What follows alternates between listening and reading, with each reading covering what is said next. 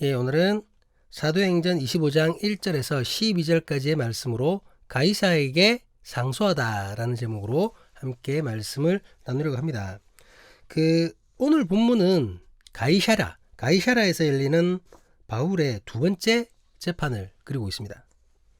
전임 총독이었던 벨릭스는 바울에게 금전적인 요구를 했었죠. 예, 지난주 설교 때도 나왔고, 아실 겁니다. 하지만 바울이 총독에게 뇌물을 주는 일은 일어나지 않았습니다. 그런 일은 없었죠. 그래서 벨릭스는 유대인들의 마음이라도 얻고자 바울을 그대로 감금해 두었던 것이죠. 그럼 바울은 자기 말을 안 들으니까 유대인들, 지도자들의 마음이라도 잡겠다라는 겁니다. 그리고는 그 상태로 총독에서 물러나 로마로 돌아가 버린 거예요. 바울을 가다 놓고는. 그러니까 바울의 재판은 어떤 판결이든 결론이 나지 않은 상태입니다. 결론이 안 났어요. 바울은 확정되지 않은 형을 계속 살고 있는 형국이 된 거죠. 2년 동안이나. 이런 중에 벨릭스에 이어 후임 총독으로 베스도가 부임을 한 것이죠. 베스도는 총독으로 유다를 장악하기 위해 발빠르게 움직이는 모습을 보입니다.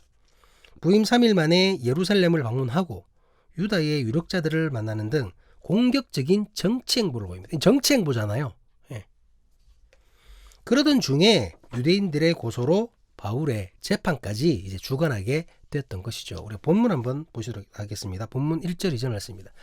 베스도가 부임한 지 3일 후에 가이사라에서 예루살렘으로 올라가니 대제사장들과 유대인 중 높은 사람들이 바울을 고소할세. 부임 3일 만에 이스라엘의 가장 중요한 도시인 예루살렘을 방문하게 됩니다. 그곳에서 이스라엘의 지도자 그리고 유력 인사들과의 만남을 가졌던 것이죠. 신임 총독이. 총독으로서 통치를 위한 정치적인 기초를 다지는 모습입니다. 왜냐하면 그 사람들의 도움이 없으면 안정적이게 할 수 없잖아요. 그런 것들을 다지는 겁니다. 그런데 이제 이런 기회를 유대인 지도자들이 놓치지 않았죠. 자신들을 찾아온 총독 베스도에게 가이사라에 갇혀 있는 바울을 다시 고소한 것입니다. 지난 재판이 있은 지 이제 2년이 지났거든요. 재판 후 2년이 지났지만 바울에 대한 고소건에는 그동안 추가적인 증거나 증인이 더 이상 제출되지 않았습니다. 증인이 세워지지도 않았고 새로운 증거도 나오지 않았다는 거죠. 추가적인 증인이나 증거가 있었다면 바울이 그대로 가이사라에 구류되어 있지는 않았겠죠. 그렇죠? 그것을 빌미로 중간에 벌써 다시 재판을 하고 그렇게 했을 겁니다. 그리고 진짜 확정된 형을 살든가 그랬겠죠. 그런 것이 없기 때문에 아무런 변화 없이 2년 동안 그저 구류된 상태로 그대로 있었던 것이죠. 그런 중에 총독이 바뀐 총독이 자신들과 좋은 관계를 맺고자 예루살렘으로 직접 방문한 것입니다. 그러니 이들에게는 이때가 바울을 잡을 수 있는 좋은 기회가 되는 것이죠. 자신들과 좋은 관계를 맺기 원하는 이 신임 총독에게 그것을 빌미로 총독에게는 그리 어렵지 않은 부탁을 하는 겁니다. 총독은 권력이 있으니까 언제라도 바울을 재판할 수 있잖아요. 결론 나지 않았던 바울의 재판을 재개하자는 겁니다. 고발과 재판이 있은 지 2년이 지났지만 유대인들은 여전히 바울에 대해 적대적인 모습을 보이고 있는 것이죠. 그리고 바울을 죽이려는 그 마음도 음모도 멈추지 않습니다. 우리 본문 3절 말씀입니다. 베스도의 호의로 바울을 예루살렘으로 옮기기를 청하니 이는 길에 매복하였다가 그를 죽이고자 함이더라. 바울을 다시 고소하면서 이번에는 가이사라가 아닌 예루살렘에서 바울을 재판하기 원했던 것입니다. 이는 재판에 있어서 가이사라보다 예루살렘이 자신들에게 더 유리하기 때문일 수 있습니다. 하지만 더 실질적인 이유는 본문이 기록한 대로 예루살렘으로 호송되는 바울을 도중에 매복하였다가 암살하기 위함이었다는 거죠. 죽이겠다는 겁니다. 재판 열자 해놓고는 법적으로 해결하지 해놓고는 자기들은 암살하겠다는 거예요. 바울을 암살하고자 하는 계획은 이미 2년 전에 있었지요. 그때는 반대로 예루살렘에서 가이사라로 가는 바울을 죽이려고 했잖아요. 근데 실패했습니다. 그런데 이제 다시 바울에 대한 2차 암살 계획을 세우는 것이죠. 이것은 어쩌면 아무리 예루살렘에서 자신들이 유리한 예루살렘에서 재판을 한다고 하더라도 재판만으로는 바울을 잡을 수 없을 것이라는 생각을 했기 때문일 겁니다. 앞서도 말했지만 지난 2년 동안 더 이상 증거도 증인도 추가로 확보되지 않았어요. 없었습니다. 그러니 재판으로 이긴다라는 것은 2년 전보다 더 어려워지겠죠. 그렇잖아요. 아니 증인들도 그 가짜 증인들도 이제 기억이 희미할 것 아닙니까? 그때 지가 뭐라고 증언을 했는지 모를 거 아니에요. 헷갈릴 거 아니에요. 그러니까 더 어려워지는 겁니다. 그렇기 때문에 아예 재판을 빌미로 돌아오는 바울을 도중에 죽여버리겠다는 겁니다. 그런 음모를 꾸몄던 것이죠. 그런데 신임 총독인 베스도가 이 유대 지도자들의 요구를 들어주지 않습니다. 본문 4절 5절 말씀입니다. 베스도가 대답하여 바울이 가이사라에 구류된 것과 자기도 멀지 않아 떠날 것을 말하고 또 이르되 너희 중 유력한 자들은 나와 함께 내려가서 그 사람에게 만일 옳지 아니한 일이 있거든 고발하라 하니라. 베스도는 바울에 대한 고소를 받아들입니다. 그렇게 하겠다는 거죠. 재판을 하겠다는 겁니다. 그런데 바울의 재판을 예루살렘에서 진행하는 것에 대해서는 반대합니다. 표면적인 이유는 바울이 가이사라에 지금 있고 그리고 자신도 곧 가이사라로 돌아가기 때문이라는 거죠. 가서 데려오고 이렇게 할 수가 없다는 겁니다. 아마도 제 생각에는 영향력을 확실하게 작용하기 위해서 그 예루살렘보다는 가이사라를 선택한 것이 아닌가 하는 생각을 해봅니다. 본인이 총독이잖아요. 지금은 이 예루살렘을 유다 땅을 확실하게 통치하기 위해서 예루살렘을 방문했고 자신의 위험이 또 드러나야 하잖아요. 그러기에는 예루살렘보다는 가이사라가 더 좋다라는 말입니다. 아무래도 이제 신임 총독에게는 그 피지배국인 그 예루살렘보다는 총독이 머무는 가이사랴가 더 편했기 때문일 것이죠. 이것으로 유대인들의 계획은 다시 한번 실패하게 됩니다. 그리고 유대인들은 바울이 구류되어 있는 가이사랴로 가서 재판을 진행할 수밖에 없게 되었죠. 어쨌든 유대인들은 다시 가이사랴로 가게 되었고 그곳에서 바울의 재판이 다시 벌어지게 됩니다. 본문 6절 7절 말씀입니다. 베스도가 그들 가운데서 8일 혹은 10일을 지낸 후 가이사랴로 내려가서 이튿날 재판 자리에 앉고 바울을 데려오라 명하니 그가 나오매 예루살렘에서 내려온 유대인들이 둘러서서 여러 가지 중대한 사건으로 고발하되 능히 증거를 대지 못한지라. 1차 때와 마찬가지로 고소인들의 고발로 재판은 시작됩니다. 그런데 역시 1차 때처럼 유대인들은 바울의 죄를 증명하는데 실패합니다. 앞에서 언급한 대로 2년이 지났지만 추가된 증거도 증인도 없는 상태입니다. 2년 전과 마찬가지로 없는 구실을 꾸며서 말하다 보니까 증언의 앞뒤가 맞지 않고 설득력도 없는 것이죠. 없는 얘기를 하니까 뭐가 안 맞잖아요. 스토리가. 오히려 기억이 희미해진 고소인들의 진술은 논리적으로 더 부실했다고 봐야 할 것입니다. 기억이 가물가물하니까 앞뒤가 안 맞는 거예요. 논리도 안 맞고. 단지 많은 유대인들이 재판에 참석하는 것으로 수적인 압도감, 위압감만 줄 뿐이었죠. 바울을 중간에 놓고 둘러쌌다잖아요. 많은 사람이 와가지고 그걸로 그냥 위압감만 줄 뿐이었죠. 어설픈 유대인들의 고소에 대해 바울은 당당하게 자신을 변호합니다. 본문 8절 말씀입니다. 바울이 변명하여 이르되 유대인의 율법이나 성전이나 가이사에게나 내가 도무지 죄를 범하지 아니하였노라 하니. 바울은 변함없이 자신의 결백을 주장합니다. 사실이죠, 이거는. 사실 이 재판이 현대 재판이었다면 바울이 특별히 노력해야 될 것이 없습니다. 왜냐하면 바울이 죄가 있다고 고소한 사람들이 증거나 증인을 먼저 제시해야죠. 그리고 그걸 고발하는 겁니다. 고발하면 그것을 토대로 수사기관이 수사를 해서 바울에게 죄가 있음을 입증하는 겁니다. 그 사람들이 바울이 죄가 있음을 입증해야 되는 거예요. 현대재판은 그렇잖아요. 죄 없는 사람이 죄 없다고 입증해라? 무슨 말입니까? 어떤 특별한 증거를 갖다 대놓으면 그 증거가 틀렸다는 것에 대해서는 내가 반박하지만 그 전에 죄가 있다라는 증거를 그 사람들이 제시해야 될 것 아닙니까? 현대재판에서는. 그리고 그것을 보고는 그 입증을 법리와 합리로 판단해서 판사가 판결을 내리는 거죠. 그런데 그런 것이 전혀 없는 상태에서 바울이 자신에게 죄가 없음을 증명한다거나 증거를 제시한다는 것은 필요 없는 일이에요. 그럴 필요 없습니다, 여러분.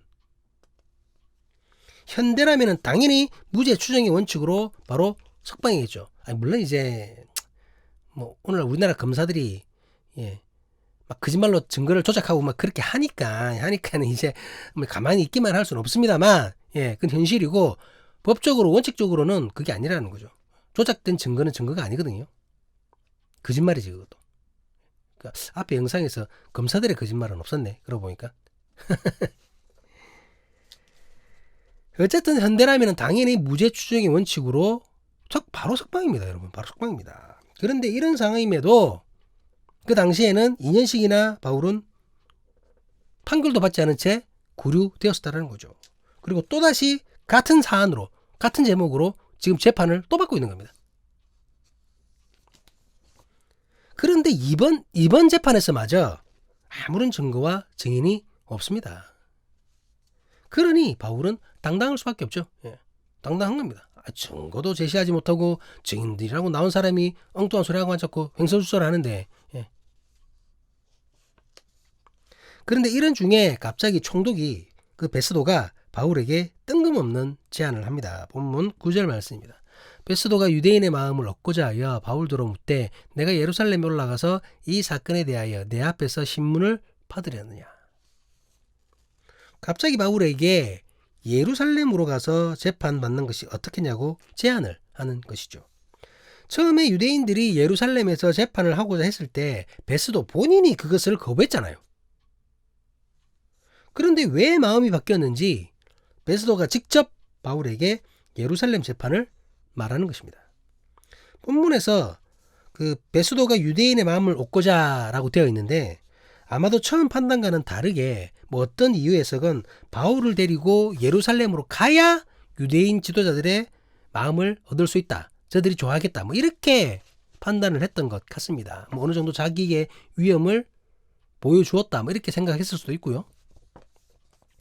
하지만 그렇다고 바울을 강제로 호송하려고 하지는 않았습니다. 바울에게 그의 의사를 물어서 유도를 했던 것이죠. 일반 사람이었으면 여러분 그냥 베스도가 명령해서 데려갔을 거예요. 근데 왜 그래 못했죠? 바울은 로마 시민권자이기 때문입니다. 로마 시민. 그 자신의 스펙을 이렇게 사용해야 되는 거죠. 이렇게 불리하게 자기가 불리해질 때 그럴 때 이렇게 사용해야 되는 거죠. 바울이 로마 시민이기 때문에 그것은 불가능했다는 겁니다. 그런데 이제 바울도 역시 예루살렘으로 가자는 베스도의 제안을 거절합니다. 본문 10절 11절 말씀입니다. 바울이 이르되 내가 가이사의 재판 자리에 앞에 섰으니 마땅히 거기서 신문을 받을 것이라. 당신도 잘 아시는 바와 같이 내가 유대인들에게 불의를 행한 일이 없나이다. 만일 내가 불의를 행하면 무슨 죽을 죄를 지었으면 죽기를 사양하지 아니할 것이나 만일 이 사람들이 나를 고발하는 것이 다 사실이 아니면 아무도 나를 그들에게 내줄 수 없나이다. 내가 가이사께 상소하노라 한데. 오늘의 말씀의 큰 주제죠. 가이사에게 상소하노라. 예루살렘에서는 여러분 공정한 재판이 이루어질 수 없다는 것을 바울은 너무나 잘 알고 있습니다. 그뿐입니까? 어쩌면 예루살렘으로 가는 도중에 암살당할 수도 있어요. 가는 도중에. 지금 그 계획을 세우려고 하잖아요. 그래서 바울은 베스도의 제안을 거부합니다. 그러면서 아예 로마 황제 가이사에게 상소를 해버리는 거죠. 로마 시민에게는 자신이 억울할 때에 이 재판이 틀렸다고 생각할 때에 가이사에게 상소할 수 있는 특권이 있었습니다. 우리가 언젠가 로마 시민권에 대해서는 여러 가지 얘기를 했었는데요. 그 당시 로마 시민에게는 정말 특별한 권한들이 많았거든요. 그 중에 하나가 이겁니다. 만약 로마 시민이 가이사에게 상소하게 되면 그는 반드시 로마로 가서 로마 최고법정에서 로마 판사에게 재판을 받게 되는 겁니다. 여기서 어떤 판결을 났든지 간에 로마로 가야 돼요. 그러니 가이사에게 상소한 바울은 반드시 로마로 가서 로마에서 재판을 받아야 하는 것입니다. 이것으로 예루살렘으로 갈 필요가 없게 되었고 대적들의 음모는 아무런 소용이 없게 되어버렸습니다. 또 실패한 거죠. 바울의 갑작스러운 상소에 총독 베스도는 배석자들과 상의하게 됩니다. 본문 12절 말씀입니다. 베스도가 배석자들과 상의하고 이르되 내가 가이사에게 상소하였으니 가이사에게 갈 것이라 하니라. 사실 베스도 입장에서는 이 바울이 로마로 가서 재판받는 것이 더 좋을 수도 있습니다. 자기한테 손해보는 게 아니에요. 베스도에게 바울은 참 골치 아픈 죄수거든요. 골치 아픈 죄수입니다. 이전 총독이었던 벨릭스가 완전하게 해결하지도 못한 그 곤란한 사건을 부임하자마자 떠맡은 거예요. 2년이 지나도록 해결하지 못한 그 사건을 부임해서 바로 떠맡은 겁니다. 바울의 경우 고소인은 많지만 그가 죄를 저질렀다는 명확한 증거도 증인도 없습니다. 증거와 증인이 없으니 그냥 풀어주면 되는 거 아닙니까? 근데 그렇지 않다라는 거죠. 유대인들의 특별히 그 지도자들의 마음을 사기 위해서 그렇게 할 수가 없었던 겁니다. 고발자들이 그들이었거든요. 유대인 지도자였습니다. 하지만 하필이면 또 바울이 로마 시민이네? 그러니 무작정 공정하지 못한 재판을 할 수도 없는 거예요. 죄가 명백하게 드러나지 않았는데 무작정 로마 시민인 바울을 벌을 줄 수도 없는 겁니다. 벨릭스와 마찬가지로 베스도 역시 이러지도 저러지도 못하는 상황이 된 것이죠. 상당히 곤란한 처지에 놓였다는 겁니다. 그런데 이런 중에 바울이 로마 가이사에게 상소했으니 베스도에게는 옳다구나. 아이고야 잘됐다. 이겁니다. 골치 아픈 사건에서 손을 뗄 수가 있게 되었거든요. 자기는 이제 안 해도 돼요. 유대인들에게는 로마 시민인 바울이 가이사에게 상소했기 때문에 어쩔 수 없다고 얘기하면 됩니다. 로마의 법입니다. 아무리 자기들의 의지가 강하다 하더라도 로마 황제가 정한 법을 갖다가 어길 수는 없죠. 그리고 바울은 자신이 원하고 있는 대로 로마로 보내주면 되잖아요. 로마로 보내줘서 거기서 재판받게 하면 아무런 문제될 것이 없다라는 거죠. 그래서 베스도는 상소를 바로 받아들이고 그대로 될 것임을 바울에게 전했던 것입니다. 이렇게 바울은 로마를 향한 여정에서 한 발짝 더 앞으로 나아가게 되었습니다. 말씀을 마무리하겠습니다. 아무런 증거가 없고 증인들도 없는 그런 신빙성 없는 재판이었습니다. 하지만 그럼에도 대적들은 계속 바울을 죽이려고 했습니다. 그렇기 때문에 바울에게는 억울한 위기가 계속해서 지속됐죠. 하지만 그런 중에도 바울은 자신의 소명을 잊지 않았습니다. 주께서 주신 로마를 향한 꿈을 잃지 않았다는 거죠. 우리 다시 한번 보시도록 하겠습니다. 사도행전 23장 11절 말씀입니다. 그날 밤에 주께서 바울 곁에 서서 이르시되 담대하라. 내가 예루살렘에서 나의 일을 증언한 것 같이 로마에서도 증언하여야 하리라 하시니라.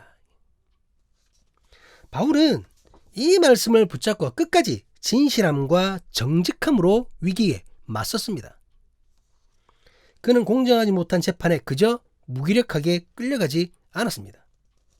당당하고 담대하게 자신을 변호하면서 정당한 권리, 로마 시민이라는 정당한 권리를 이용해서 대적들의 음모에 말려들지 않았습니다.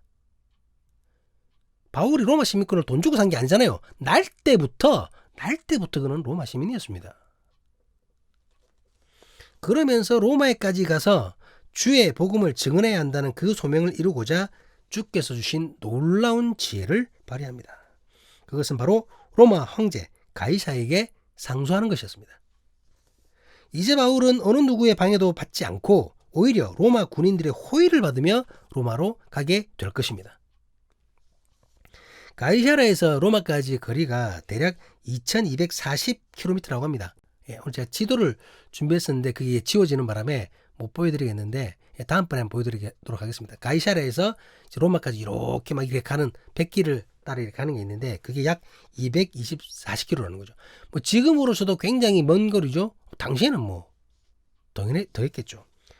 그 서울에서 부산까지 거리가 약 320km라고 합니다. 물론 이제 어느 길로 가냐에 따라 다르지만 대략 320km라고 얘기하는데 그래 따지면은 서울에서 부산까지 거리에 거의 한 7배가 되는 거리잖아요. 엄청난 거리입니다, 여러분. KTX도 없고 뭐 일반 열차도 없고 자동차도 없는데 배 타고 걸어서 뭐 말 타고 낙타 타고 그렇게 가야 됩니다. 로마까지.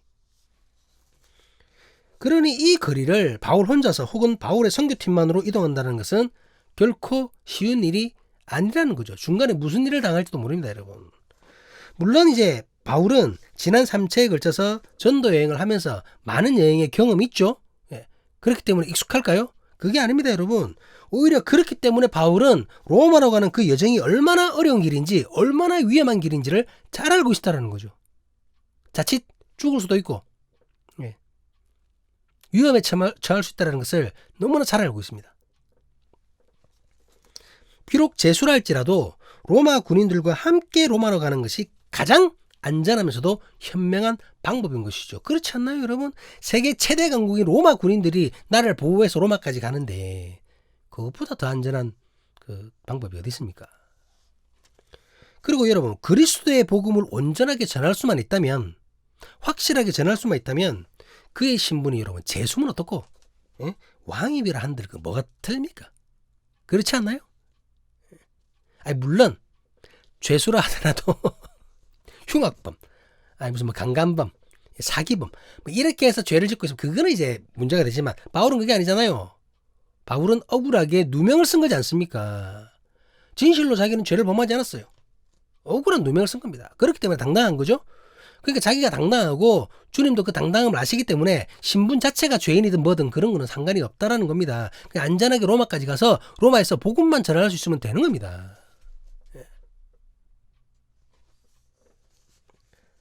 사랑하는 사람이 신앙 공동체 여러분, 바울은 주께서 주신 로마를 향한 그 소명을 이루기 위해 로마가 정한 그 세상법을 이용하였습니다. 그렇잖아요. 법을 이용한 겁니다. 불법이나 편법이 아니라 법으로 정해진 정당한 권리를 합당하게 사용했습니다. 우리 이 부분 정말 잘 생각해야 됩니다. 자신의 목숨을 부지하기 위해서 지금 세상 권력에 빌붙어서 세상법에 호소하고 있는 게 아니잖아요. 내가 죽기 싫어가지고 로마법을 이용하는 게 아닙니다, 여러분. 그게 아니잖아요. 자기는 로마로 가서 복음을 전해야 되기 때문에 저런 대적들의 그런 이상한 음모에 넘어가지 않겠다는 겁니다. 그래서 정당한 법을 합당하게 사용한 겁니다. 자신을 잡으려는 그 불법을 저지른 이들 앞에 진실한 모습, 정직한 모습으로 합법적인 방법을 이용하여 그들과 맞섰다라는 겁니다, 여러분. 우리는 이 사실을 반드시 기억해야 됩니다. 불법을 저지르지 않았어요. 주께서 우리에게 바울과 같은 지혜를 주시기를 간절히 기도합니다.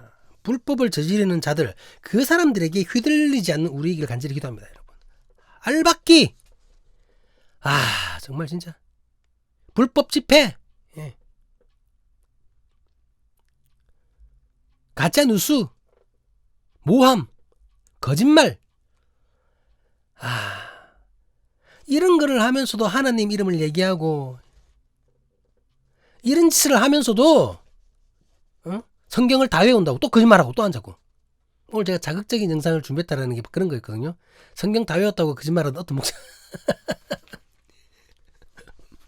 자기가 감옥에 갇혔을 때, 기회가 되면 이 영상을 한번 정광훈 얘기인데요.